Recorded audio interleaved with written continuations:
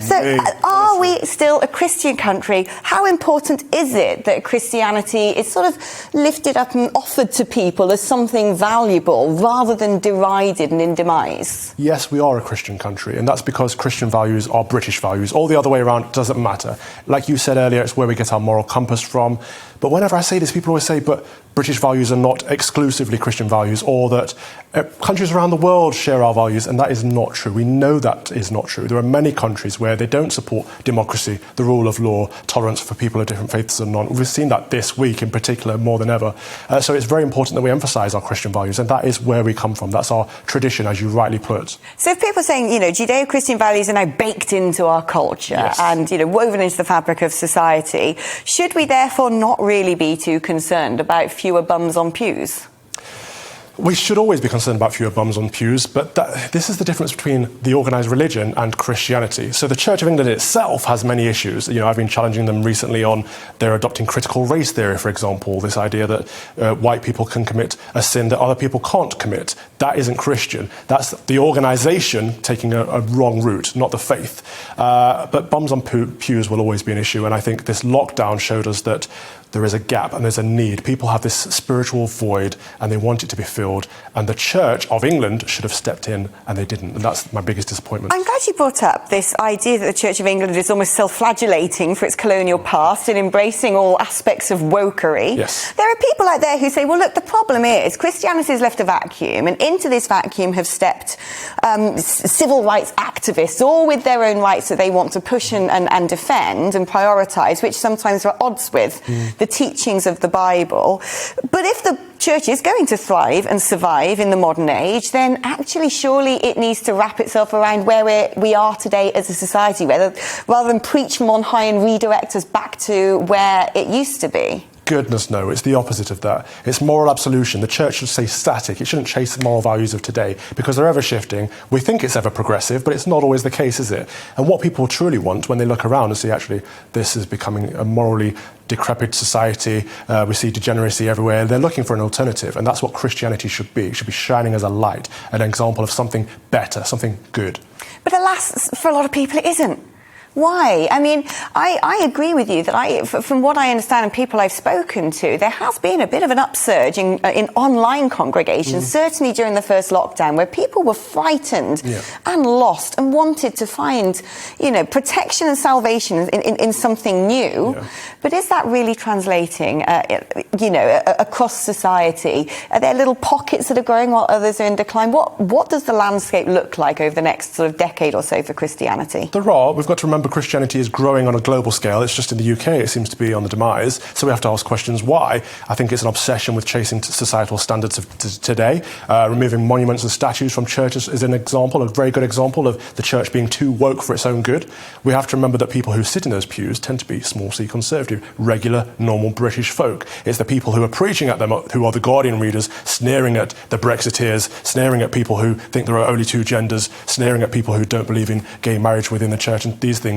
So what we need is a reconnect. We need the people in the hierarchy to remember who they're actually preaching to and what they're supposed to be preaching about. There are people out there who think the idea of, say, high church, which remains sort of a solid fulcrum around which all other morality must pivot, is actually quite unattractive and feels outdated, outmoded, like not inclusive, not just. And actually, perhaps the sections of Christianity that are thriving are those that are adapting, are those that rather than getting out the Bible and making you sing a 200-year-old hymn, is actually presenting a sermon in rap. I'm so glad you asked this question because I'm quite high church myself, high church, high Tory. I know you're a high churchy. But the thing is, this is another example of the church chasing fads. So we'll see lots of happy clappy stuff, guitars, get rid of the altar, get a drum kit instead, get rid of the traditional hymns, let's have, Stormzy or someone really popular. But it might be interesting for young people at a certain point, but then they get sick and tired of it and they look for something more, something with depth, not superficial. But also it's quite patronising that it's always elderly people assuming what young people want. We always assume that, they can't stick by the traditional language. People love the King James Bible for a reason. It speaks to them on another level. And we, redefining the Lord's Prayer to our God in heaven, we are with you, whatever. I don't even know what the modern translation is because it doesn't make sense, but everyone knows the Our Father. Let's not patronise young people. Let's give them something of high standards with high expectations, and they tend to thrive in that kind of environment. Do you know, on this one I probably disagree with you because I sometimes attend church on a Sunday and I go to the happy, clappy church, and I'm not necessarily self-identifying as a Christian. I'm spiritually bi-curious, let's say. I like investigating it all. And for someone like me, something that seems very accessible and translates into modern life is good and it's positive. Surely, actually, that it's important. I mean, perhaps diversity in the church is what's needed. Well, that's the strength of the C of E, isn't it? The broad depth of the church.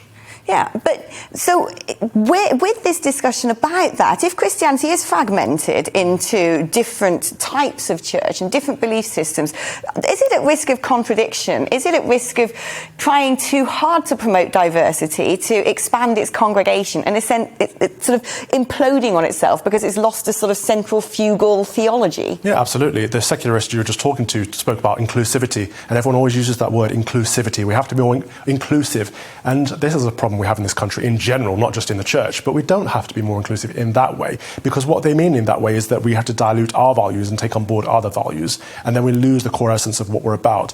What we should mean when we talk about inclusivity in the church is everyone should be welcome to join us, to be changed through an experience with Christ. As simple as that. And what about, in a sense, what does the church need to do to retain its traditions and yet evolve and become more attractive? Because it seems to me... They're not mutually exclusive. I think if the church maintains its traditions, it will become more attractive. And I do think, there is something to be said about the kind of church you're attracted to. I see it as an entryway, an entry drug into proper the gateway church. drug. Yes, exactly. Yeah, no, it is interesting. And I had a lovely email earlier from a chap who called himself an appy Christian and talks about the rise of things like Bible apps and people seeking out Christianity not as part of a congregation, not as part of an established church, but as a personal spiritual exploration. That concerns me a lot because, there's a reason that Christ said when 2 or 3 are gathered together, I will be with you. And that's because we interpret things in our own way if we're on our own, and we can commit many heresies by doing it by ourselves. Faith isn't something to be done by ourselves. We do need to be meeting in groups and discussing these things together. But also, the online revolution has been great, but it's not church. You can't do church online because the Christian faith is sacramental. The moment we are closest to God is when we are receiving his body and blood in the Eucharist. And without that, we're not connected. So it's important. Baptism and the Mass are vital for any Christian. Calvin, thank you so much. One Sunday, I'll take you to mine and you can take me to yours. Okay, that's a deal. We'll compare notes. Calvin Robinson.